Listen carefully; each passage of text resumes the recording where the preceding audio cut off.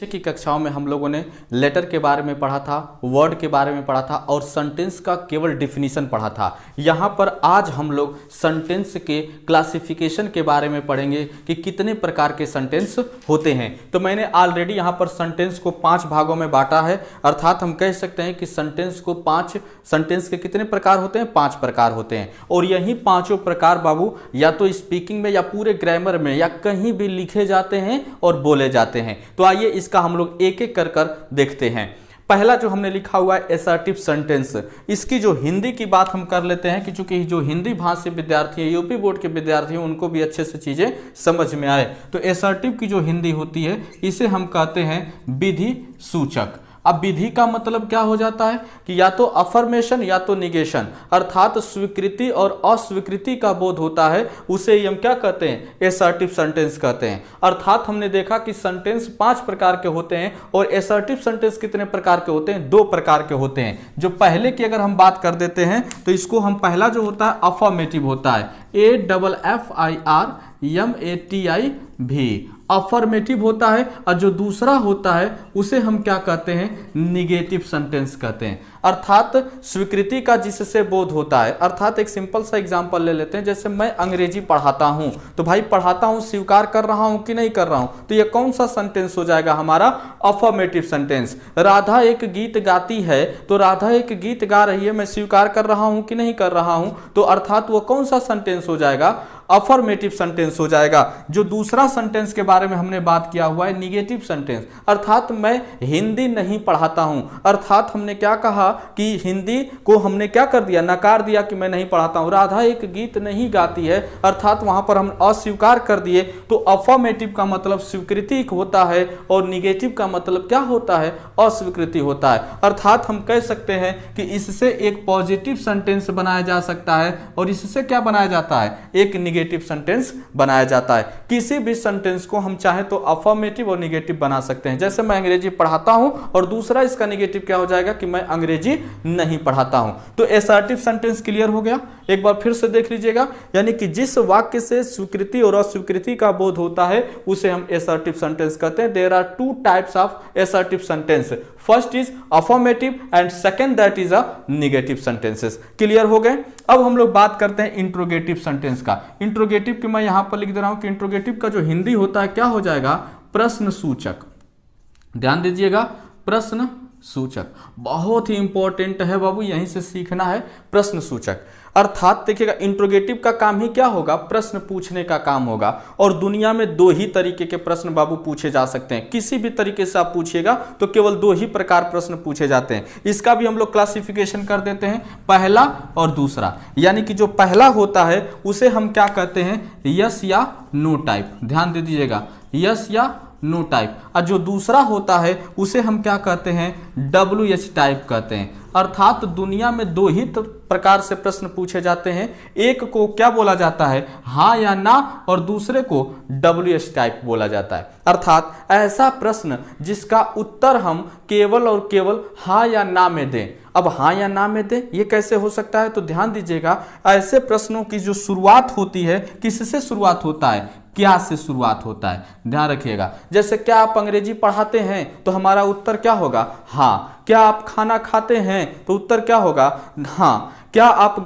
कोई भी अगर शहर की बात, क्या आप क्रिकेट खेलते हैं तो हाँ या ना, इसके अलावा कोई उत्तर आप नहीं दे सकते हैं। अर्थात यस या नो टाइप के प्रश्नों में हम यह कह सकते हैं कि हिंदी में किससे शुरू होते हैं बाबू, क्या से शुरू होता है, कोई दिक्कत नहीं। अब इसको हम क्या कर सकते हैं कि इसका भी तो हम निगेटिव बना सकते हैं कि जैसे क्या आप क्रिकेट नहीं खेलते हैं, तब भी आप उत्तर हाँ या ना में ही न देंगे, कोई भी प्रश्न हो जाएगा। जैसे देखिएगा, क्या राधा एक गीत गाती है, तो भाई हाँ या ना। क्या राधा एक गीत नहीं गाती है, तब भी हम कह सकते हैं हाँ या ना। अर्थात ऐसे प्रश्नों का उत्तर हम केवल हाँ या ना में देते हैं। इसको भी कितने प्रकार से हमने देखा बाबू, एक बार देखा कि इसका हम पॉजिटिव बना सकते हैं और एक क्या बना सकते हैं, निगेटिव बना सकते हैं, कोई दिक्कत नहीं।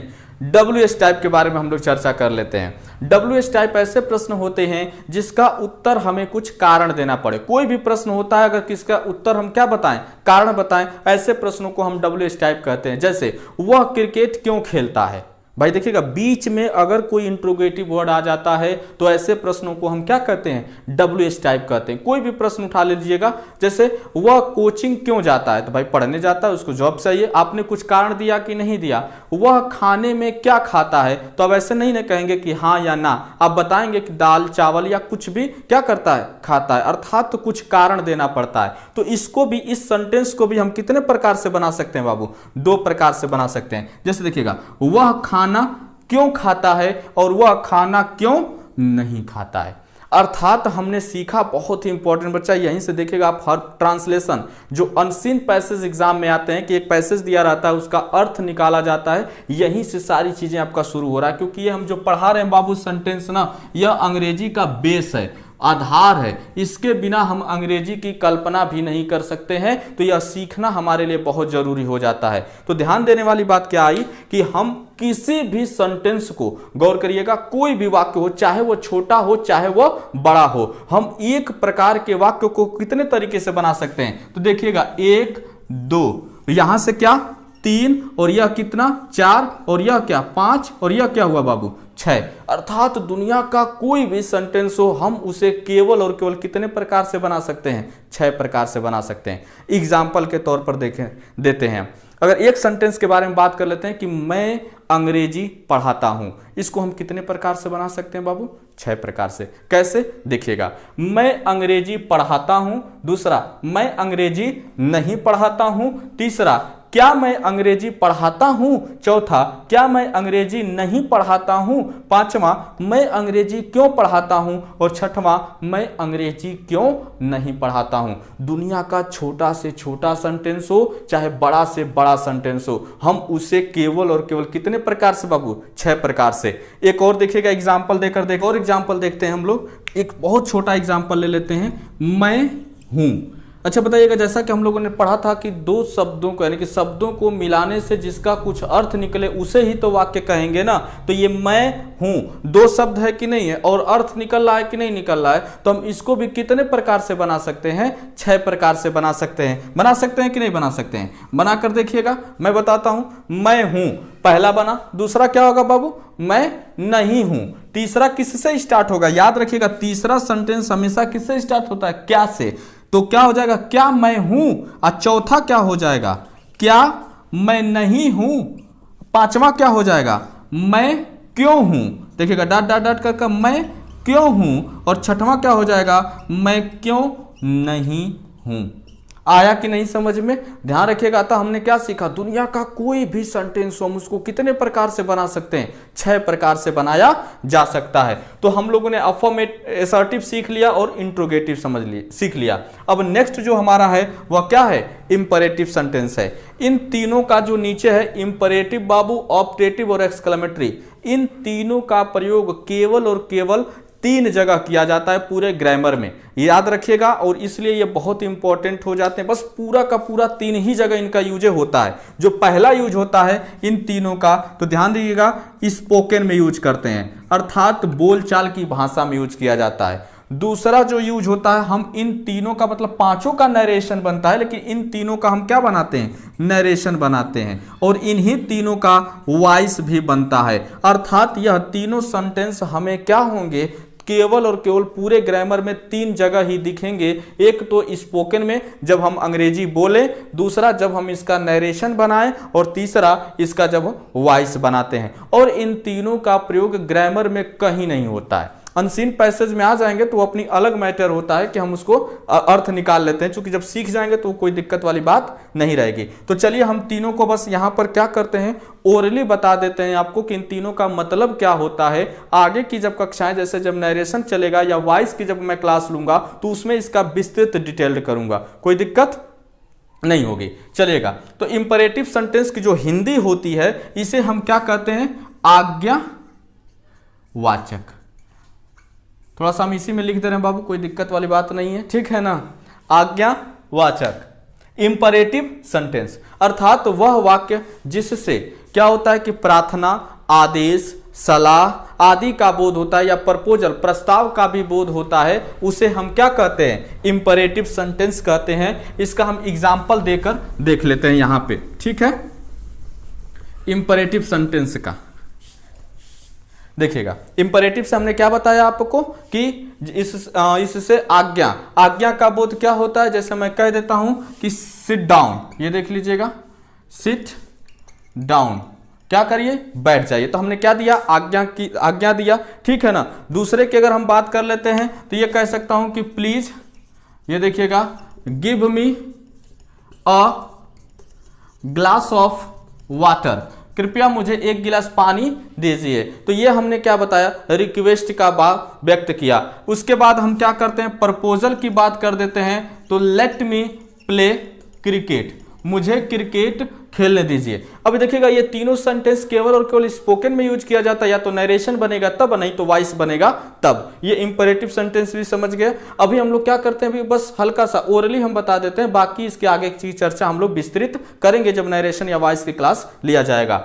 ऑप्टेटिव का मतलब क्या होता है बाबू, बहुत इंपॉर्टेंट है, इसकी जो हिंदी होती है इसे हम क्या कहते हैं, इच्छावाचक, बहुत ही इंपॉर्टेंट है, इच्छावाचक। अर्थात किससे इच्छा, क्या कोई मानव से इच्छा जाहिर करेंगे, नहीं।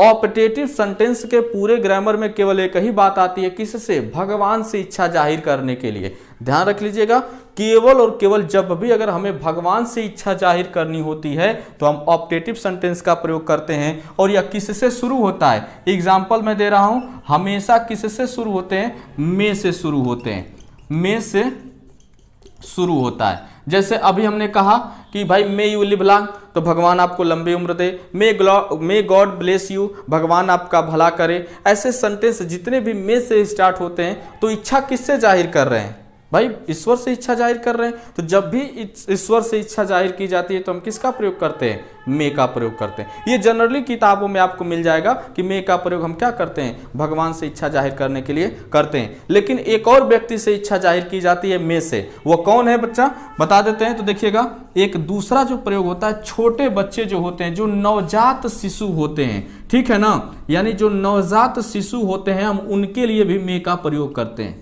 एग्जाम्पल देख लीजिएगा, जैसे अभी मान लेते हैं कि एक छोटा सा बच्चा है, 2 साल का है, 1 साल का, 1.5 साल का, अगर वह रोने लगा, अब आपको उसको चुप कराना है, तो क्या हम कोई भी इंपरेटिव सेंटेंस का प्रयोग कर कर क्या उसको हम चुप करा सकते हैं। जैसे पहला ऑर्डर का बोध करें, भाई चुप हो जाओ, अभी 1 साल का बच्चा क्या चुप हो जाएगा, नहीं चुप होगा। दूसरा रिक्वेस्ट कर दें, भाई प्लीज कीप क्वाइट, शांत हो जाओ, तो क्या वह शांत होगा, नहीं शांत होगा। तो रिक्वेस्ट भी फेल हो गया, आदेश भी। अब प्रपोजल कर दो, पर प्रस्ताव रख दो कि आप चुप हो जाओ, मैं तुमको बिस्कुट दे दूंगा, चाहे दूध पिला दूंगा, तो क्या वो चुप हो जाएगा, नहीं चुप होगा। अर्थात प्रपोजल भी फेल हो गया। अब आपके पास क्या बचता है, केवल और केवल एक ही चीज की अब इच्छा जाहिर करें, हे भगवान इसको क्या कर दो, चुप करा दो। तो may God please keep quiet this child, हे भगवान कृपया इस बच्चे को क्या करा दीजिए, चुप करा दीजिए। तो कंप्लीट हुआ कि नहीं हुआ। अर्थात मे का प्रयोग हम कहां पर करते हैं, 2 जगह करते हैं। पहली इच्छा किससे बाबू, ईश्वर से, और दूसरा किससे,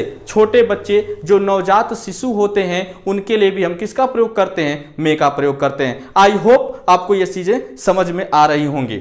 नेक्स्ट की बात कर लेते हैं हम लोग, ऑफ एक्सक्लेमेटरी सेंटेंस। देखिए बाबू, एक और चीज है ऑप्टेटिव सेंटेंस में, कभी कभी कंपटीशन में पूछ दिया जाता है, हम 2 सेंटेंस लिखकर बाबू समझा रहे हैं, बहुत ही इंपॉर्टेंट हो जाता है। ये जनरली कहीं किताबों में नहीं मिलेगा, लेकिन जानकारी के लिए बहुत इंपॉर्टेंट हो जाता है। देखिएगा, मैं क्या करता हूं, यहां पे ऊपर का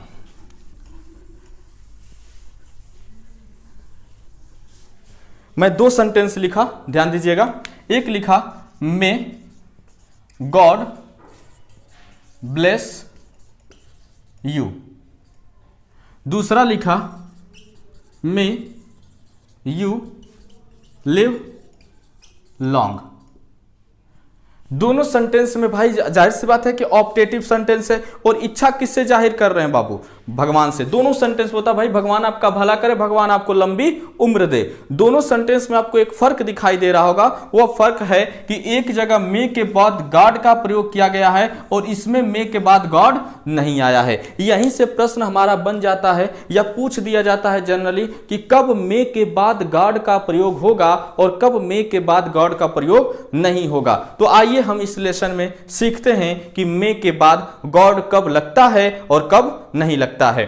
तो देखिएगा, एक जनरली सी बात है कि वैसे तो सेंटेंस कोई दिक्कत नहीं है, लेकिन समझने वाली क्या बात है कि जब भगवान सीधे काम करता है, ध्यान रखिएगा, वैसे तो जो भी चीजें हैं वो बात की बात है अध्यात्म में, लेकिन अंग्रेजी की दृष्टि से जो ग्रामर बनाया गया वो देखिएगा कि जब भगवान सीधे क्या करे, काम करे, तब मे के बाद गॉड लगाते हैं, अन्यथा गॉड का प्रयोग नहीं करते हैं। ये सबसे इंपॉर्टेंट है। जैसे पहला देखिएगा, मे गॉड ब्लेस यू, भगवान आपका भला करे, अर्थात यहां क्या कर रहा है, सीधे काम कर रहा है, तुरंत काम कर रहा है। और दूसरे में क्या होता है कि मे यू लिव लॉन्ग, भगवान आपको लंबी उम्र दे। जैसा कि हम लोगों ने पीछे के सीरियल्स में देखते होंगे कि जैसे व्यक्ति कोई मर रहा है तुरंत आते हैं और वो आशीर्वाद दे देते हैं, तुरंत सीधे के सीधे क्या होता है, उसकी लंबी उम्र हो जाती है। लेकिन ऐसा नहीं होता है, ठीक है ना। जनरली कोई नहीं कि आपको आए, आप बहुत ज्यादा तपस्या किए, सीधे भगवान आए और कह दे दीर्घायु, आपकी उम्र क्या हो जाए, लंबी हो जाए। ऐसा अब नहीं होता है।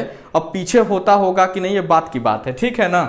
यहां देखते हैं, अर्थात जैसे कि अगर हम लोग भिखारी को, एक और एग्जांपल देख लेते हैं, इसको समझाने के लिए आपको दे देते हैं। जब भी आप भिखारी को 10 रुपए देते हैं, चाहे 5 रुपया देते हैं, तो तुरंत क्या कहता है, मे गॉड ब्लेस यू, अर्थात भगवान आपका क्या करे, भला करे। अर्थात भगवान की दृष्टि कहीं भी हो, तुरंत आप पर बनना शुरू हो जाए। अगर आवाज के बाद अगर बस कहता है कि मे ब्लेस यू, तो उसको पैसा देना नहीं है। क्यों? क्योंकि भाई हो सकता है कि 2 सेकंड आगे गए, एक्सीडेंट हुआ, खत्म, तो दिक्कत हो जाएगी कि नहीं हो जाएगी। तो ये चीजें क्या हो जाएंगी, बहुत इंपॉर्टेंट है। ये भी मे के बाद कोई भी जनरली पूछ देगा, आप बता सकते हैं कि जब भगवान सीधे काम करे तो गॉड लगाते हैं, अन्यथा गॉड का प्रयोग नहीं करते हैं। क्लियर हुआ कि नहीं हुआ? अब हम लोग बात कर लेते हैं एक्सक्लेमेटरी सेंटेंस की। एक्सक्लेमेटरी सेंटेंस भी बहुत इंपॉर्टेंट है। वहीं तीनों में से आया कि इसका प्रयोग भी स्पोकन नरेशन और वॉइस में करते हैं, ठीक है। तो देखिएगा एक्सक्लेमेटरी सेंटेंस का प्रयोग हम क्या करते हैं कि जैसे देखिएगा, अगर हम लोग हिंदी भाषी हैं या भोजपुरी बोल रहे हैं, चाहे कोई भी अनदर बोल रहे हैं, अगर हम लोगों को अचानक कोई बात कहनी हो जाए, चाहे किसी के लिए अब मान लीजिए कि मजा लेना हो, तो हमारे पास अचानक निकलती हैं चीजें, तो भाई भोजपुरी में चाहे हिंदी में तो मजा ले लेंगे, यार कितना जबरदस्त शॉट मारा है। तो अंग्रेजी में भी तो चाहिए ना कि यार wow what a nice shot, होगा कि नहीं होगा? तो हृदय से अचानक जितनी भी चीजें निकलती हूं, ठीक है ना, चाहे वो सुख हो, चाहे वो दुख हो, चाहे वो करुणा हो, चाहे किसी के प्रति रिग्रेट हो, पश्चाताप की भावना हो, कोई भी चीज हो, वो किसके अंतर्गत आता है, एक्सक्लेमेटरी सेंटेंस के अंतर्गत हम लोग क्या करते हैं, उसका प्रयोग करते हैं। तो एक्सक्लेमेटरी सेंटेंस के अंतर्गत कुछ शब्द जरूर रूप से आते हैं, ये ध्यान देने वाली बात है। वो शब्दों को ही याद कर लिया जाता है। जैसे अगर मान लेते हैं कि वाओ, ये देख लीजिएगा, बहुत इंपॉर्टेंट शब्द है वाओ। फिर क्या होता है, ओह। फिर क्या होता है, अगर मजा आता है तो आहा।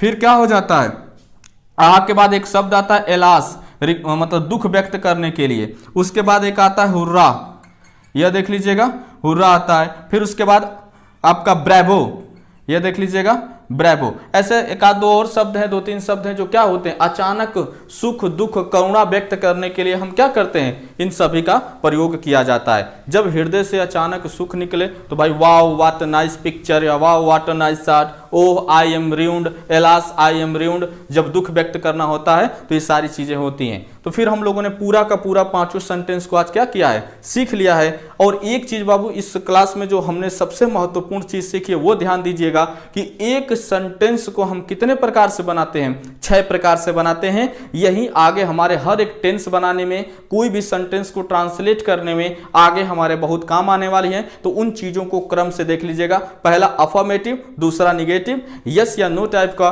पॉजिटिव और निगेटिव, और WH टाइप का पॉजिटिव और निगेटिव। अर्थात एक सेंटेंस को हम कितने प्रकार से बना सकते हैं, 6 प्रकार से बना सकते हैं, या बनाते हैं, और उसके अलावा कोई सेंटेंस बनेगा भी नहीं, ठीक है। तो आज की कक्षा इतने मतलब अब आगे हम लोग क्या करते हैं, नेक्स्ट क्लास में मिलेंगे। Thank you to all of you.